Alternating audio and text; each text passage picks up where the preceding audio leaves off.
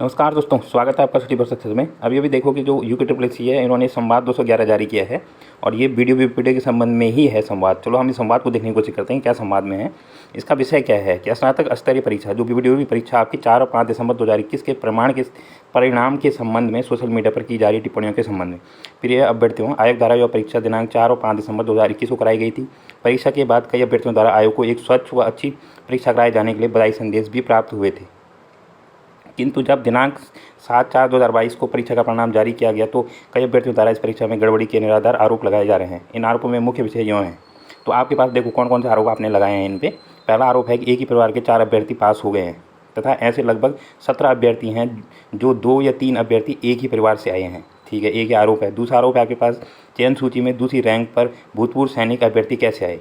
ठीक है। तीसरा है कि कुछ शिफ्ट में प्रश्न त्रुटिपूर्ण ढंग से डिलीट किए गए हैं। ठीक है भाई। चौथा है आपका कुछ अभ्यर्थियों द्वारा नॉर्मलाइजेशन प्रक्रिया को त्रुटिपूर्ण बताया गया है।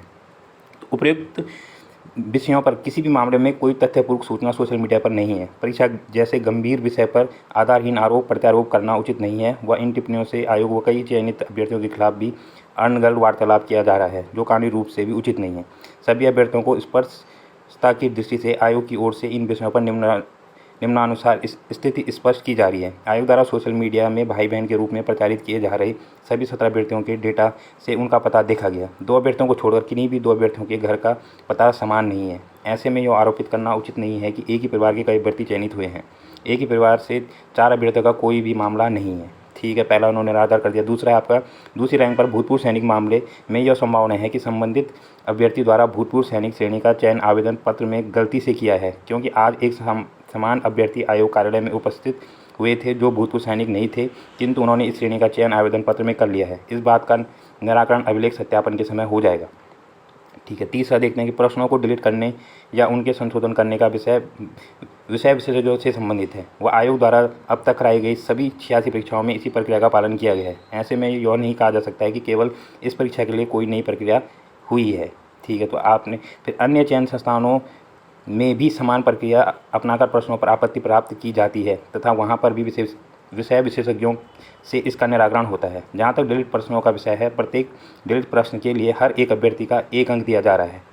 ऐसे में यह व्यवस्था सभी अभ्यर्थियों के लिए समान है। इससे किसी भी अभ्यर्थी के लिए विभेदकारी या हानिकारक निर्णय नहीं हुआ है। जिस प्रश्न पत्र या शिफ्ट में प्रश्नों पर जितनी आपत्ति प्राप्त होंगी उसी के अनुरूप उनका निस्तारण होगा। तो ये थोड़ा सा यही मुद्दा थोड़ा सा गलत है, क्योंकि जितने भी प्रत्यावेदन डाले थे उन प्रश्नों को तो कोई निराकरण किया नहीं गया और जो प्रश्न जिन पर कोई प्रत्यावेदन नहीं पड़ा था उनको क्या कर दिया गया था, डिलीट कर दिया गया था। तो अब इसका आयोग ने अभी तक कोई स्पष्टीकरण नहीं दिया है। जब भी आयोग एक से अधिक पाली में परीक्षा कराता है तो उसमें नॉर्मलाइजेशन प्रक्रिया अनिवार्य है।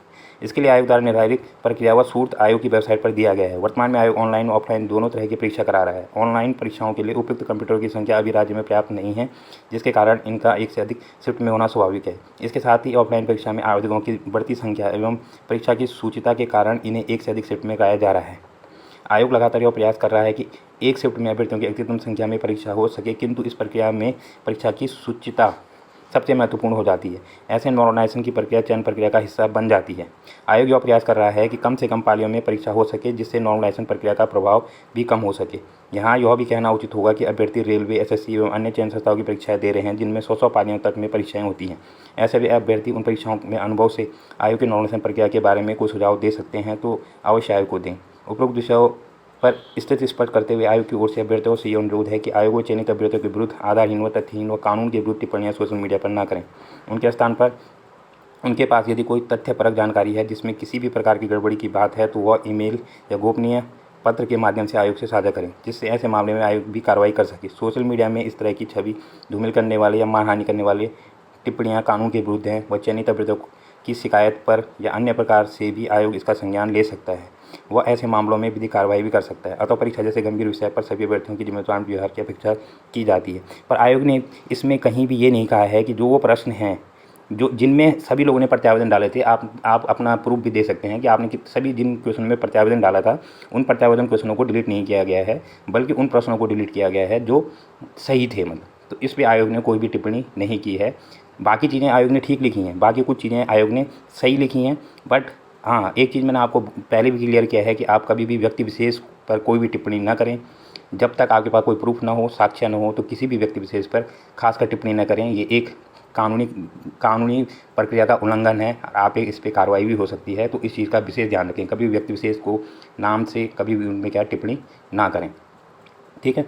तो अभी इस आयोग ने इस पे क्या है स्पष्टीकरण मांगा है, तो अभी फिर स्टूडेंट इसमें फिर से आपत्ति डालेंगे, तो आयोग को दोबारा फिर स्पष्टीकरण देना पड़ेगा कि जो विषय विशेषज्ञ हैं, इन्होंने जो क्वेश्चन है, मतलब जो सही क्वेश्चन थे, बचेंद्री पाल वाला जो क्वेश्चन है वो तो इंटरनेशनल क्वेश्चन है, उसको डिलीट क्यों किया। मतलब जैसे बहुत सारे ऐसे क्वेश्चन हैं जो आपको कल बहुत से चैनलों के माध्यम से भी आपको मिले होंगे कि जिसमें आपको प्रूफ के साथ ये दिखाया गया था कि ये क्वेश्चन सही क्वेश्चन है, इवन गवर्नमेंट वेबसाइट पे वो सही क्वेश्चन है, एनसीईआरटी में भी वो क्वेश्चन सही हैं, फिर भी उन क्वेश्चनों को डिलीट कर दिया गया और जो क्वेश्चन डिलीट करने चाहिए थे उन क्वेश्चनों को डिलीट नहीं किया गया है। तो इस पर आयोग को स्पष्टीकरण जरूर देना चाहिए, हमारी मांग आयोग से यही है। और नॉर्मलाइजेशन का भी आयोग को बिल्कुल क्लियर करना चाहिए कि कितने स्टूडेंट के एक शिफ्ट में प्रत्येक स्टूडेंट के कितने मार्क्स बढ़े हैं। उन मार्क्सों को सबको क्या सार्वजनिक रूप से जारी करना चाहिए कि अगर आपके एक शिफ्ट है, और ये भी जारी करना चाहिए कि कितने शिफ्ट में से कितने स्टूडेंट का सिलेक्शन हुआ है। नॉर्मलाइजेशन का बेसिक मतलब यही होता है कि तीनों शिफ्ट को क्या करना है, इक्वल करना होता है, ताकि तीनों शिफ्ट में से इक्वल स्टूडेंट क्या हो, सेलेक्ट हो। ऐसा ना हो कि एक ही शिफ्ट से ज़्यादा स्टूडेंट सेलेक्ट हो जाए और बाकी शिफ्टों से कम स्टूडेंट सेलेक्ट हो। तो उसमें नॉर्मलाइजेशन का मेन मतलब यही होता है कि जितनी भी शिफ्ट हों उनमें से लगभग बराबर क्या हो, एवरेज स्टूडेंट क्या हो, बराबर सेलेक्ट हों। अगर ऐसा नहीं होता है तो फिर ये चीज़ें थोड़ा सा क्या लगती हैं, स्टूडेंट को भी बुरी लगती हैं और सभी को क्या लगती हैं, बुरी लगती हैं। इस वीडियो को देखने के लिए आपका बहुत बहुत धन्यवाद, और आप कभी भी किसी पे गलत टिप्पणी ना करें। इस वीडियो को देखने के लिए धन्यवाद।